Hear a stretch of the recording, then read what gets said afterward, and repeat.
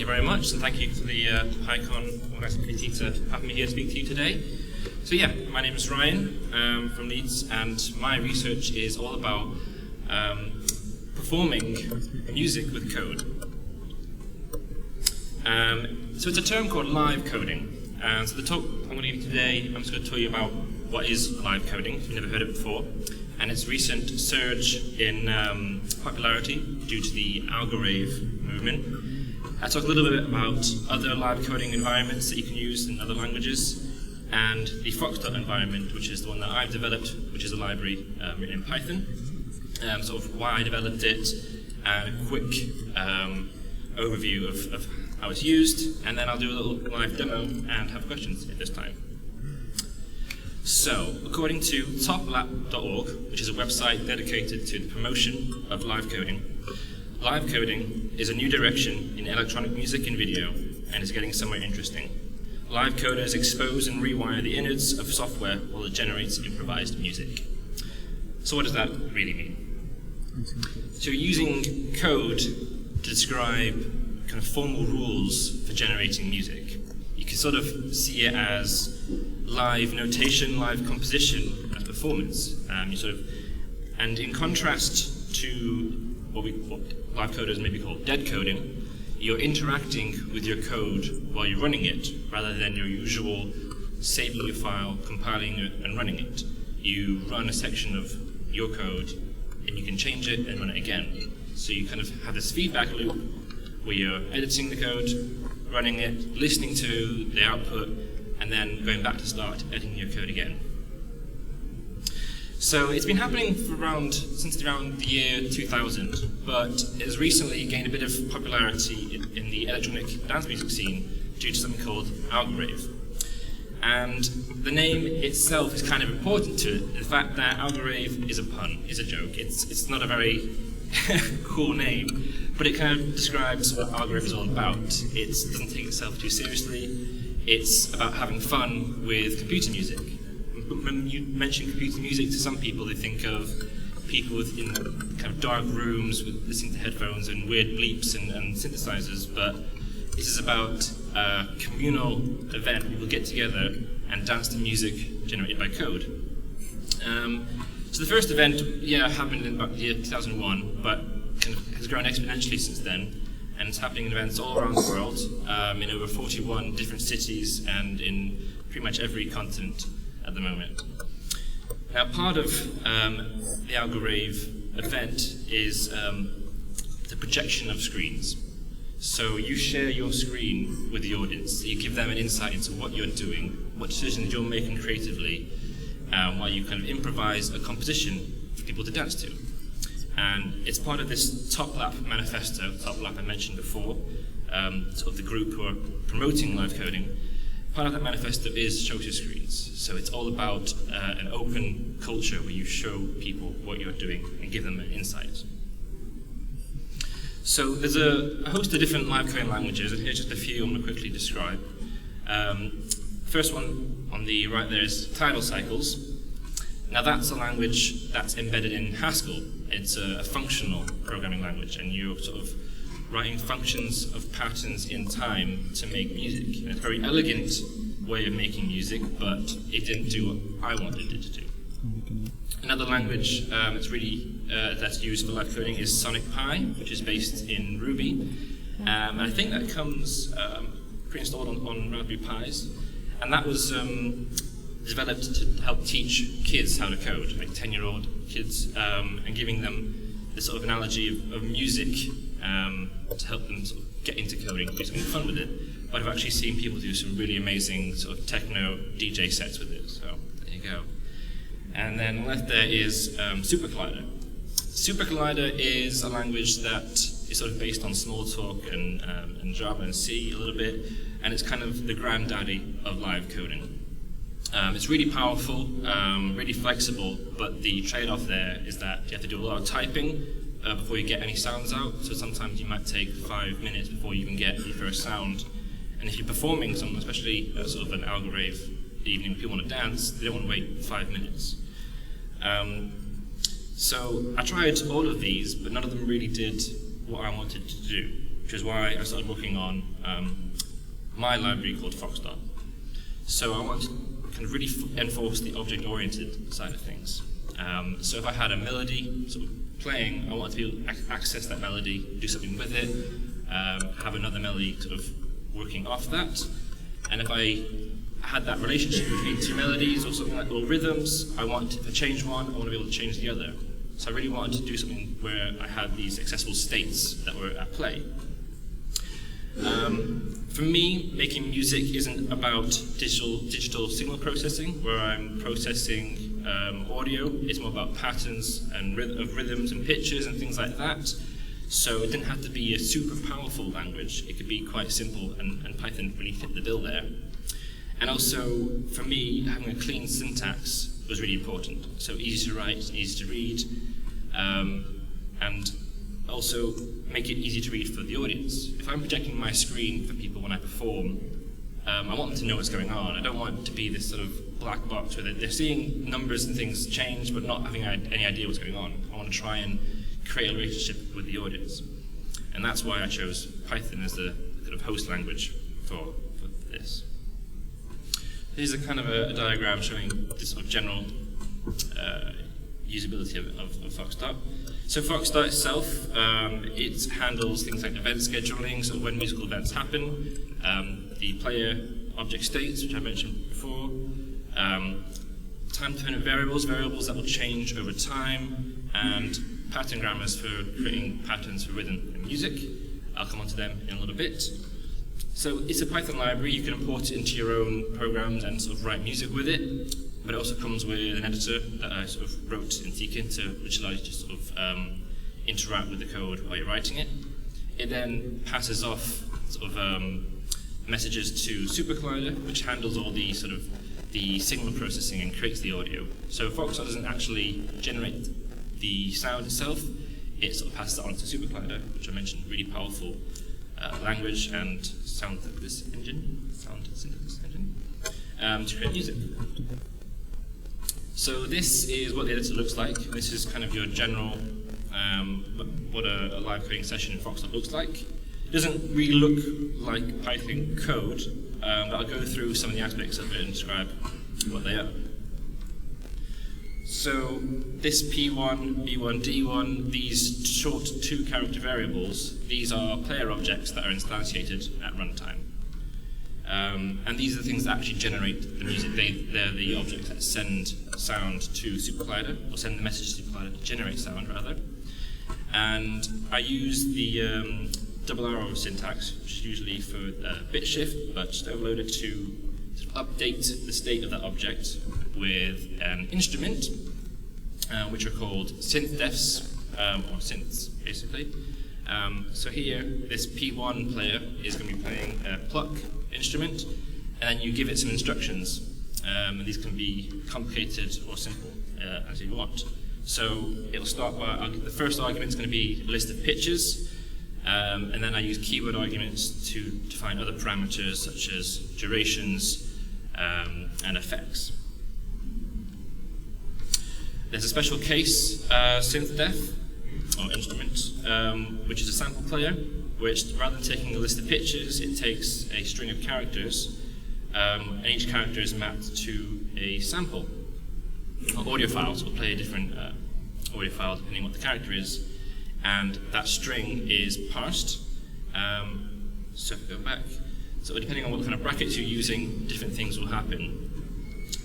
So in square brackets, it'll play sort of samples in quick succession. If they're in round brackets, it'll alternate which sound is played on each loop through, and the curly braces will play a different sound at random to introduce a bit of variety into your loops. So I mentioned pattern objects. So these are a bit like lists. They're just sort of extending just another container type, but allow you to do some arithmetic operations. So in music, it's really important to be able to transpose and modulate lists of numbers easily. So where a list, if you did two lists together with a plus operator, it would just extend the list, but here it will actually perform the arithmetic and add the two values together.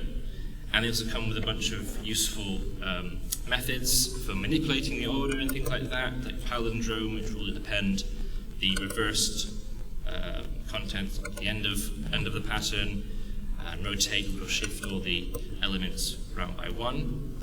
And there's also a lot of useful functions that comes with, which generate patterns that you don't have to define the numbers yourself. So these all begin P and then the name of the function. So P_dir here generates some rhythms based on an input, and they're really useful. So another element I mentioned was the time-dependent variables. And these are variables that change their state over time. As you're working in time, things are happening while you're playing. So here in this example, the var object takes two arguments. The first is the list of values, the second is a list of durations, or just a single duration if they're all going to be the same.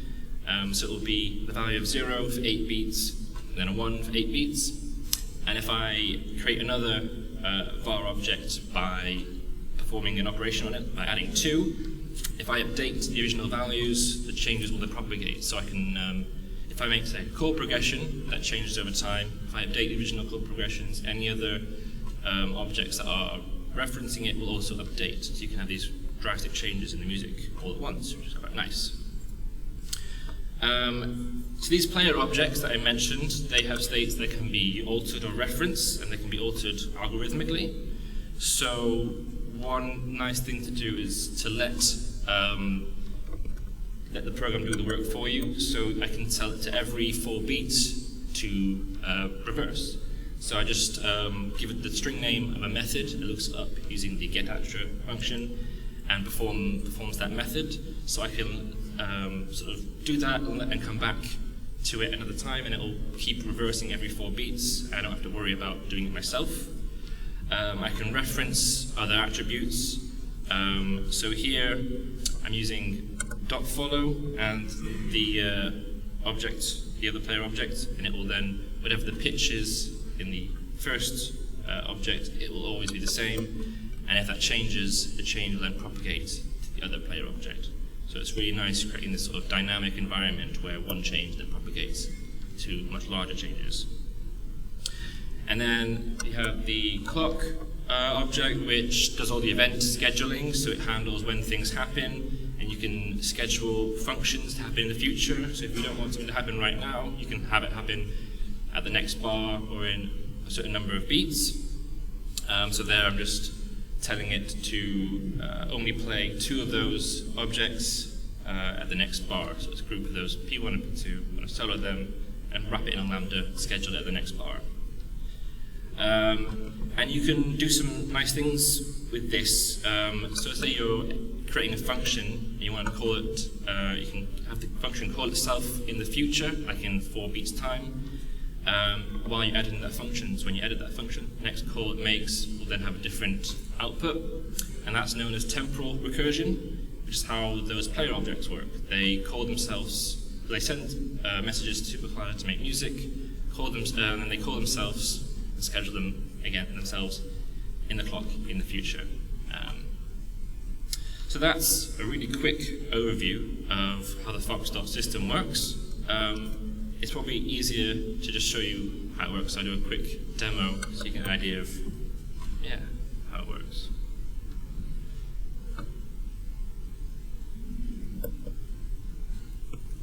Can we see that okay? Or a bit larger?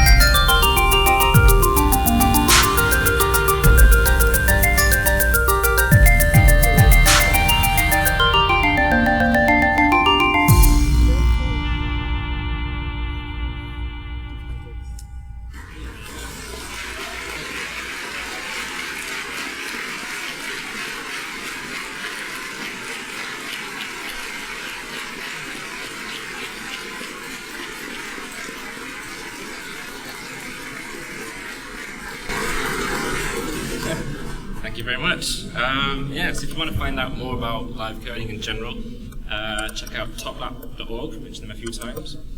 Really good place to start, loads of resources if you want to find out more. Algorave.com if you want to find out when your next or nearest algorave is happening. If you'd like to find out more about FoxDot itself, go to fox.org. There's some download and installation instructions there and a bit of community going. We also have a really good Slack community for just live coding in general, all the different environments, a really good place to start or ask questions if you have any queries. You can find out how to join that from toplap.org. And this is a bit of a shameless plug, but if any of you are in Sheffield, kind of mid-November, my live coding band is actually playing at the Festival of Algorithmic Mechanical Movement, Algorave. If you're nearby, you should come along. So thank you very much for listening, and happy to answer some questions if you have any.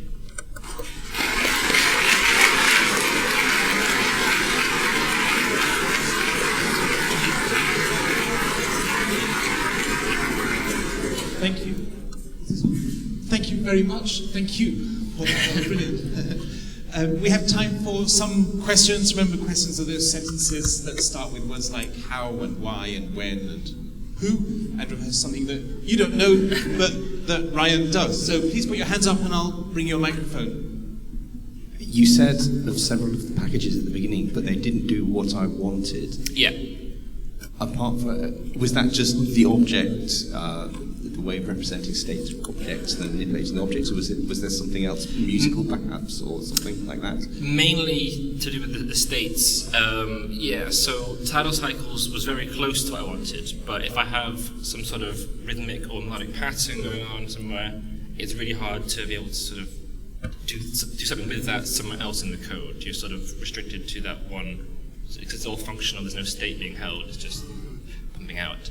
So it was very close, but I want to do something similar, but be able to sort of interact with these states that were happening. I have another very, very quick. Why use two-letter variable names? Why couldn't I just call it foo, bar, baz? Because that's meaningful to me, or could I? Yeah, you can. Sorry, yeah, I should have said. So you can do like foo equals player, and that would then instantiate a player, which you can then update. Yeah, it's just if you've got quite a few things going, I had like 5 or 6 there. Typing that out 5 or 6 times, it's just saving that bit of time. Yeah.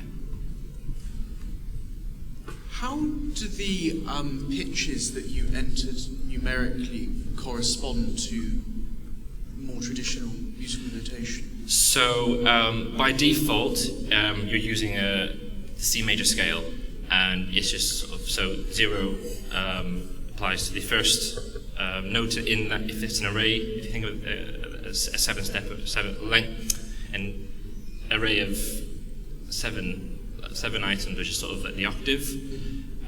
So 0 will get the first, 1 to the second. And that's essentially, yeah. Can we have the radio mics? Number 2 first, please. Hi. How much musical background do you need to be able to do that? So I sort of designed this in mind. I had a bit of musical theory. I'm not a professional musician or anything, but I know a little bit about scales and chords and stuff.